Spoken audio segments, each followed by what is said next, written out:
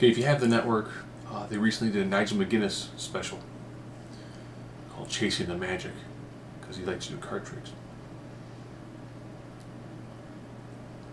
When people talk about the greatest professional wrestlers to have never wrestled in the WWE, the list is normally all Japanese guys. If you watch this, you'll realize the name that should be on that list and should be at the top is Nigel McGuinness. I saw him wrestle in Ring of Honor. Fantastic wrestler. I remember watching him and people going, man, he has the E look. Why does the E not sign this guy? It goes into him, beating his body. The match that he has with Daniel Bryan got slammed into the ring post, and you realize that Nigel's legitimately hit his head on the ring post. You see the thunk. It's like, no, he's not. You see it again, you see the split, you see just the big knot on his forehead.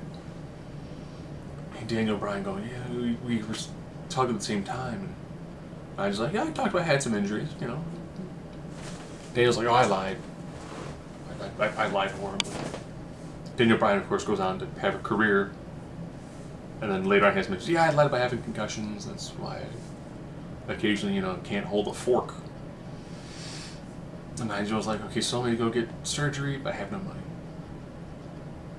A guy who was the only non-WWF, WWE, WCW wrestler to be on the PWI's top 10 list.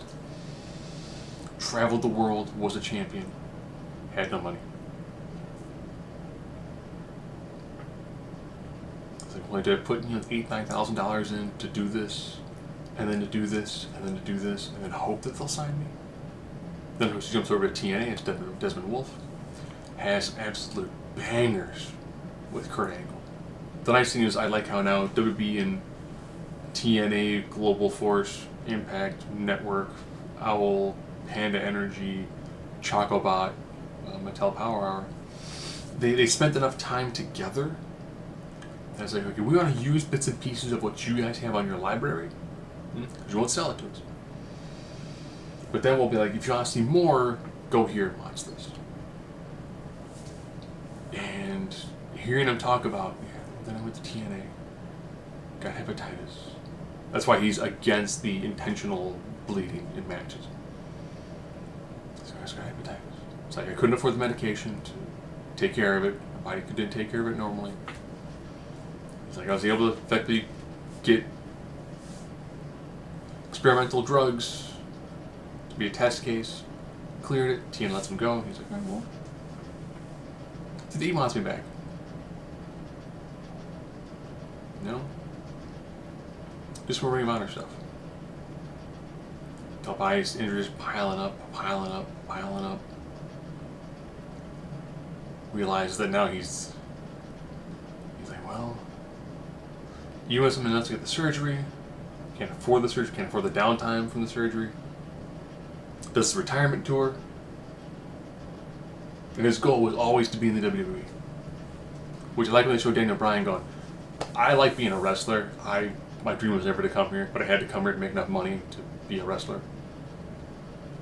Nigel's like, my goal was always to get there, always get to the WWE. I told the truth and I didn't get there.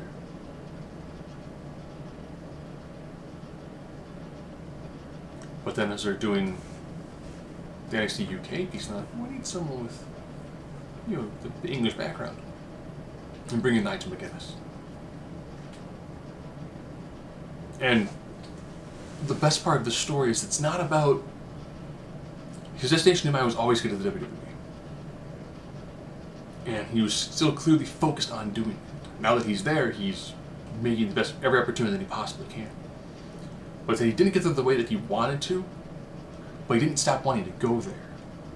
So when he got there, it wasn't the way he wanted to get there, but he got there. At the end of the day, he accomplished his goal of reaching the WWE. Now he's an amazing commentator. He gets to go on the road, he gets to talk to a lot of people that he effectively trained, or they're doing moves that he created. And he gets to be their mentor. He gets to help effectively coach them through things.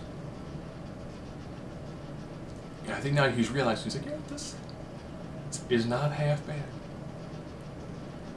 They show a scene where they do a little picture-in-picture, and it's Nigel McGuinness and Marwan Allen calling a match. And I think it's Dunn Gibson. Gibson has a Shankly Gates.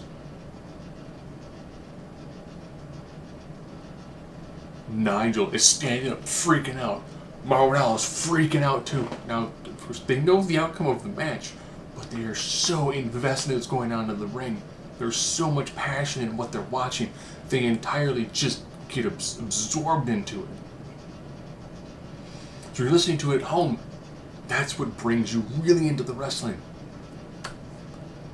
If you have the network, you can get it free for a month. This is definitely worth watching. It's an incredibly good documentary.